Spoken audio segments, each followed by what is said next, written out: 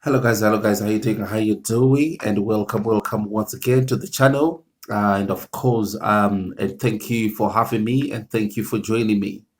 I think earlier on, before, like I think last week, I think it was, I said I'm gonna come back and give you a quick commentary about the UK elections. I'm gonna give you a quick opinion and what I think, and give a quick analysis of what actually my opinion and my take on the general elections right here in the UK.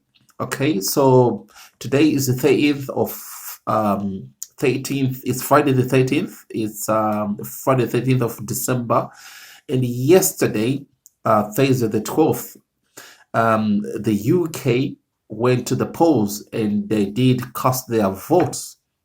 So the results, of course, were counted by 10 p.m. last night. And today, like I said, is Friday the 13th.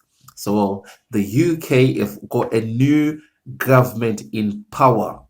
Okay, the UK have got a new government in power, and the government in power is the Tories, the Conservatives, led by, of course, Boris Johnson.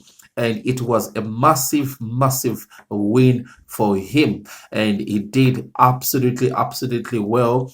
Um, I've got the figures here with me. The Conservatives or the Tories actually have got 365 MPs or seats elected to be represented in the parliament, and that's a big, massive majority.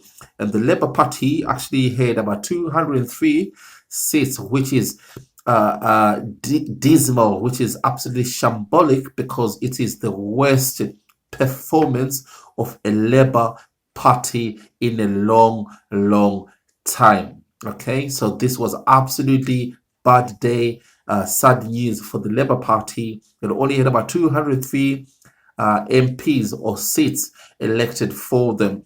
The Scottish National Party really did well. They had about 48 seats up north in Scotland. And I believe in Scotland there was only, because Scotland Labour used to do very well up there in Scotland, but they only got one seat. Okay, only one MP was elected representing Labour, and that is absolutely shocking. But Nicola Sturgeon with SNP, Scottish National Party, they did absolutely excellent. It was a happy day in the office for them. As for the Lib Dems, it was a dismal, a shocking day for them as well. They only had about 11 seats or 11 MPs elected to represent the Lib Dem or the Liberal Democrats. But what's even more shocking is the fact that their leader, Jo Swinson, actually lost her seat in Scotland. That's shocking. The leader of the Lib Dems actually lost her seat. So, yeah, let me see if I can the Brexit Party, which Nigel Farage was a leader or is a leader of, they had absolutely nothing. But they managed to do their mission. Their mission was to split the vote, and that's what exactly what they did.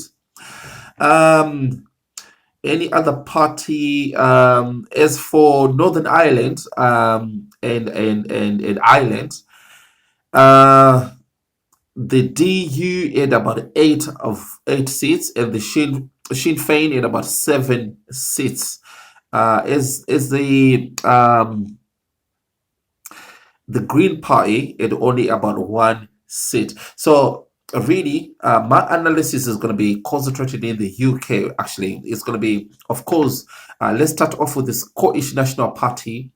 The SNP, they had about 48 seats or 48 members representing the Scottish National Party in Scotland. And that's a really bad news for England. That's bad news for the Union. That's bad news for the UK.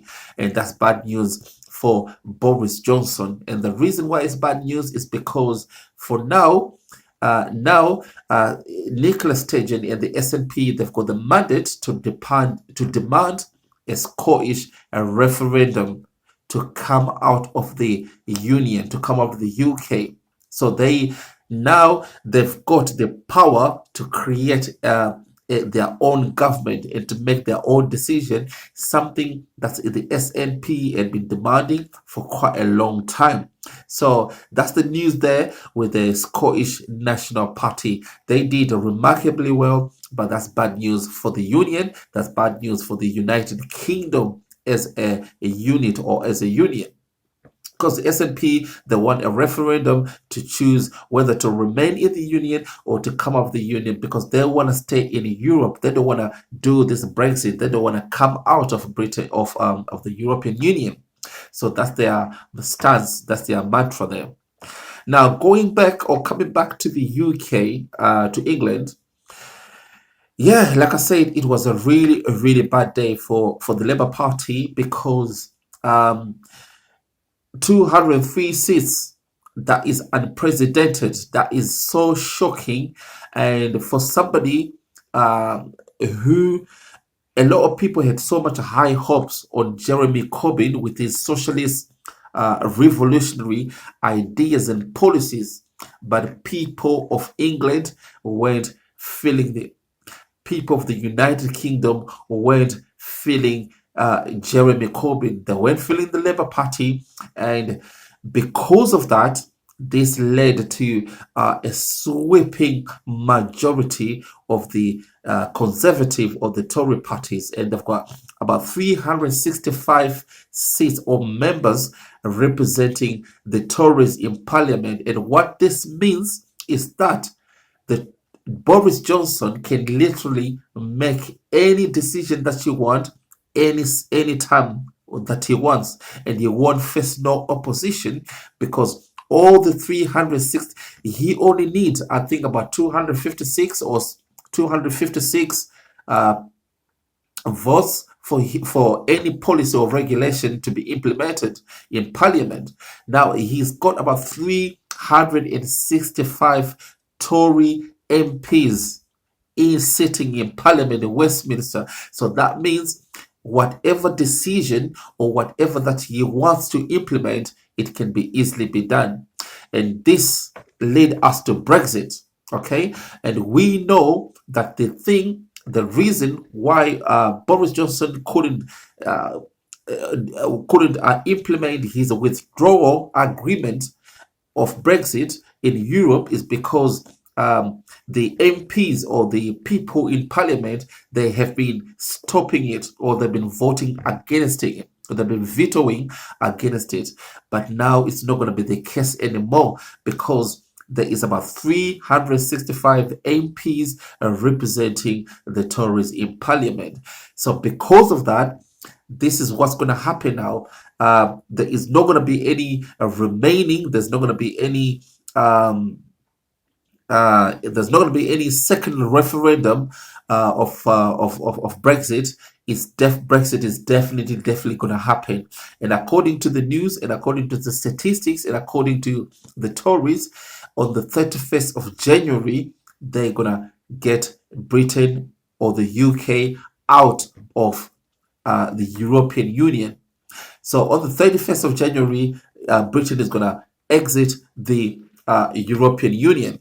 And whether they're going to come up with a deal, or with an amended deal, or with some kind of a compromise deal, we do not know yet. Okay, but this is where we are standing at the moment.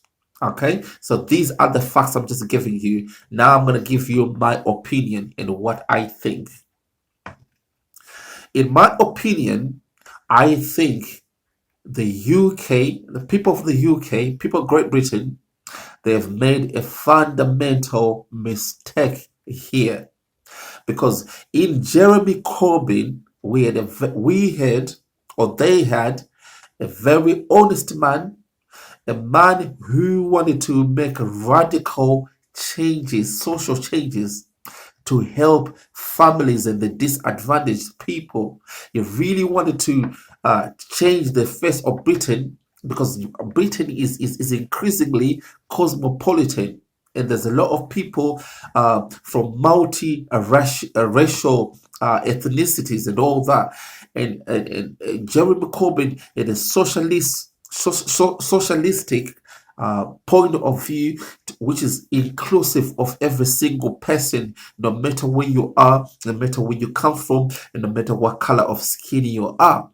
And the other radical thing that he was going to do is he was going to do free education for students. He was going to abolish the universal credit that was going to go. He was going to tax the rich multinational companies that are paying no tax or very little tax. He was going to tax them, and he was going to bring so much social changes. And UK, the people in Great Britain, they have missed on that opportunity. And this is good news for the Tories who are backed by the City of London, the bankers in London who are going to be celebrating tonight or over the weekend or over the Christmas time, because it's absolutely good news for them. So this is my little contribution to the United Kingdom general elections, and this is my little opinion. Like I said, in my opinion, I think the British public, obviously, it's a democratic society, and you have to respect the people's votes. You have to respect the people's opinions, but they made a really fundamental mistake here, which I think they're going to regret, because Brexit, the promise of Brexit, because I think this election was all about Brexit, but Boris Johnson and the Tories have not been faithful or have not been open with people. So whether Brexit is actually going to happen, or whether it's going to be a chaotic, disastrous kind of a withdrawal agreement, which is going to bring all kind of social problems, we do not know. But what we do know is that, as far as I'm concerned, the people of Great Britain, they've missed on a very big opportunity of a man, an honest person who was going to make a radical social changes, which is going to benefit for the low class or the disadvantaged people. But hey, in a democratic society, you have to respect the votes of the will. You have to respect the will of the people. You have to respect people's opinions. That's why people do vote.